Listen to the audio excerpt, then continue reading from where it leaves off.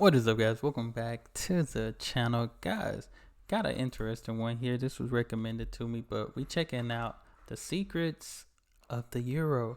Now, I know certain countries for sure have their own currency and stuff like that in Europe, but there are a good amount of countries that do use the euro. So, finna check it out, see what it's about. One thing I can say I love about the different countries, the money. I like the colors. I even checked out in Australia the color of the currency of the bill, dollar bills and stuff like that, or the bills. I can't say dollar bill. It ain't all dollars maybe, but it is dollars. But I just like the colors. I just like the colors of everything of the different bills. But we checking out these secrets. Y'all hit that subscribe button. Prior to 2002, most European countries had their own independent currencies. France had the French franc, Italy had the Italian lira, and Finland had the Finnish markka, to name just a few. It made trade and travel a lot more complicated, as you needed to change your money for each different country, often incurring exchange rates, commissions and fees. What's more, there was often vast disparity between the values of each currency. Whilst the Italian lira banknote stretched all the way up to 500,000, the highest denomination French franc was only 500. So if you were visiting one from the other, it would be very difficult to gauge how much you were actually spending. That sounds very difficult. I didn't know everybody had their own adverse. That's interesting. In practice, it was a nightmare. The case for a shared common currency was therefore an obvious one, and it was an idea that had been talked about and was being worked towards for decades. Without getting into the precise history, the euro as we know it was first introduced for non-cash transactions on New Year's Day 1999. And then the first banknotes and coins on New Year's Day 2002. The only countries that did not adopt the currency were Denmark and the United Kingdom, although there are several other EU countries who don't yet meet the economic criteria, but will make the change once they do. And since those first banknotes were launched in 2002, they've just finished releasing a new and updated series, which this video is going to take a look at. Now, I'm not going to get into any of the pros and cons of the currency, or any of the economic arguments or considerations.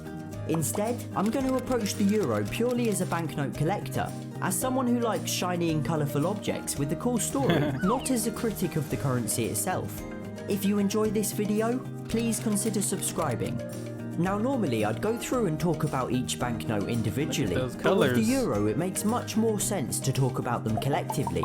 These new notes are known as the Europa series, and they are very much a series, with each denomination just a slight variant on the overall design. Like the previous series, the notes have retained their size, colour and the theme of European architecture. The front of each denomination displays a window or doorway to represent openness and cooperation, whilst the reverse depicts a bridge, symbolising communication. Nice. The €5 sees a classical architecture style, the 10 Romanesque. Look at the detail on this thing, that is different. I love the colors, at least you know what is, if you see a red one, it's 10. If you see, the 20 Gothic, the blue, it's 20. The 50 Renaissance, the 100 Baroque, and the 200 a 19th century iron and glass theme. The old 500 note had the theme of modern 20th century architecture, although has been discontinued and is slowly being removed from circulation. Importantly though, none of the specific doorways, windows or bridges shown are real. They're fictional designs, intended to represent each of the original members, but without unfairly representing one more than the other. I ain't gonna lie, I thought it would be real. I thought there would be real bridges, like in one of these certain countries in Europe. Dang, I wish I had a dollar bill on me so I could show y'all. But I still think that's pretty cool because these bridges look like they actually exist. That's crazy. I never knew that. Represent each of the original members, but without unfairly representing one more than the other. Also, like the previous series, the reverse of each note features a map of Europe, although this time including Malta and Cyprus, who have both since joined the Eurozone, as well as a tiny section right in the bottom left to show the Canary Islands and some of France's territories. But that's about it for the similarities. So what exactly has changed? Well, the denomination in the bottom left has been replaced by one in green colour changing ink, making it difficult to replicate. And on the 100 and 200 notes, it even contains tiny euro symbols.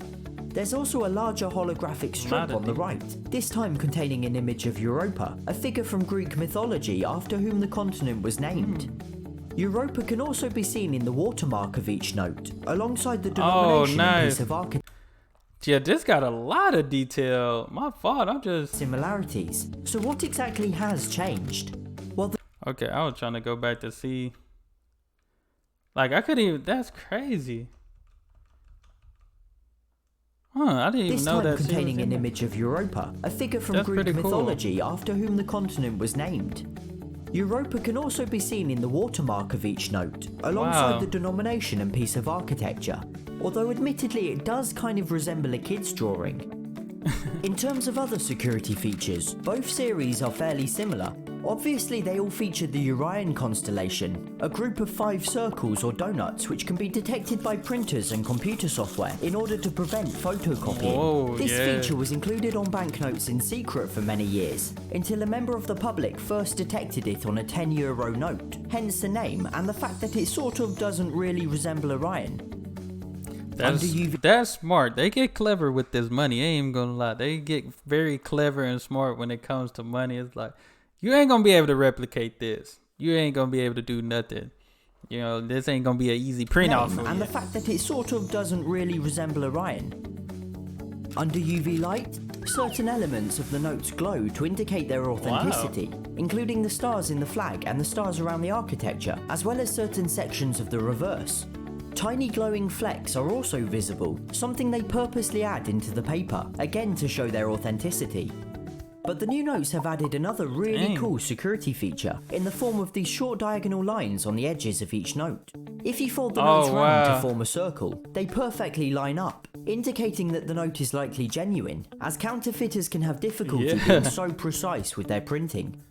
Yeah, ain't no way people can count. Y'all gotta let me know if somebody ever tried to counterfeit this. If there's a story out there, somebody trying to counterfeit. This seemed very impossible. Now, I know some people, I don't know them personally, but there was some situations here in the state because people were counterfeit money. Like I know when I worked in sales and stuff, if somebody give you $100 now, you gotta like mark it.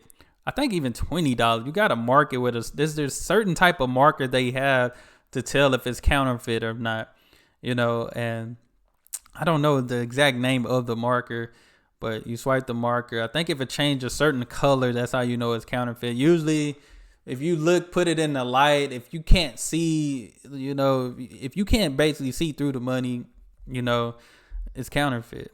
So there's different ways. Just me working in sales, you know if you have a counterfeit because it's just going to look printed. It's not.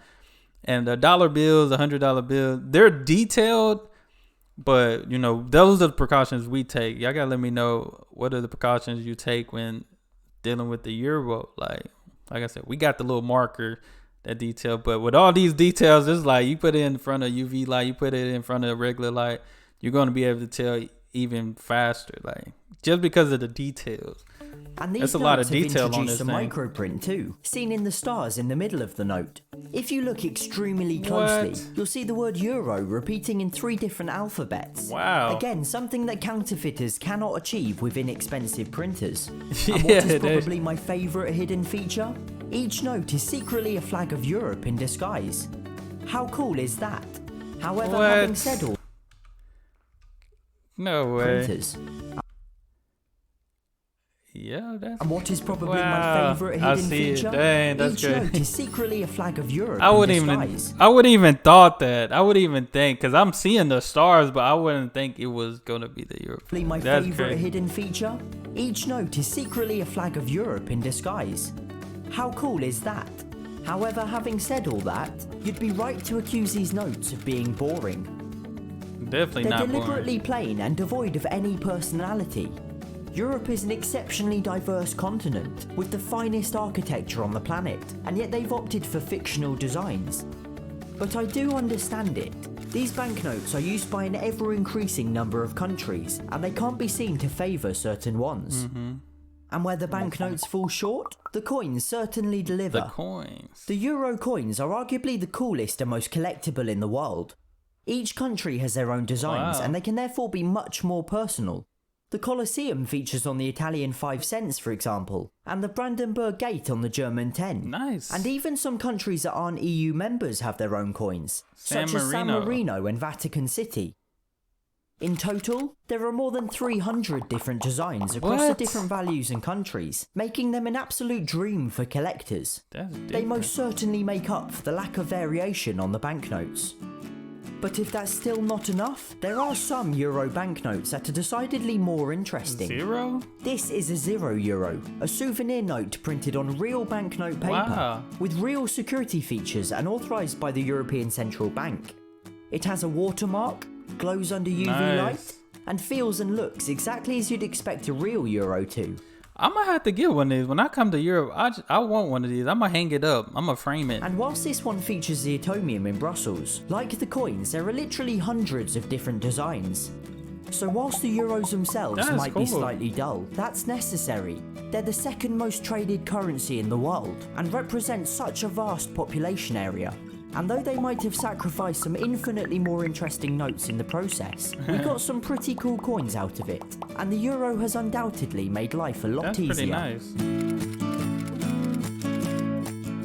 Those are some cool banknotes, man. That's pretty cool. Yeah, this thing, impossible. It's impossible to counterfeit that. Unless you just have that printer. Or that's a very detailed note. I do know on the dollar bill, there are some like hidden things that you'll be surprised to find. There are some little things that I've known, like I know on the dollar bill, I believe the dollar bill, there's a lot of hidden gems on there too as well. Like there's like a little tiny owl on one point. There's different things like that. But this is cool. I like the euro, especially the bills, banknotes. I like the different colors, ours just green. I mean, now the $100 bills are like green and bluish type. So that's like the only bill that's changing colors is the $100 bill, but all the other ones are just plain green. But this was nice. I enjoyed this. Appreciate the recommendation. Yeah, I'm going to have to get that €0, that €0.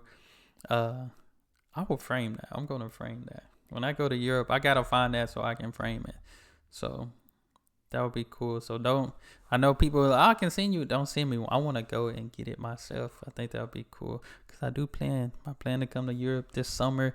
It's coming up faster than I expected. But we here. Can't wait. But that's all I have for this video. If y'all have some other video suggestions you want to send to me, hey, comment them below. I do have a Google form that you can also type in, fill out. Send me those requests with the link. Sometimes YouTube don't work with the link sometimes, so it hides the comment, but I will find it and I will watch it. That's all I have. Y'all be blessed, be the best, and be you. I'm out.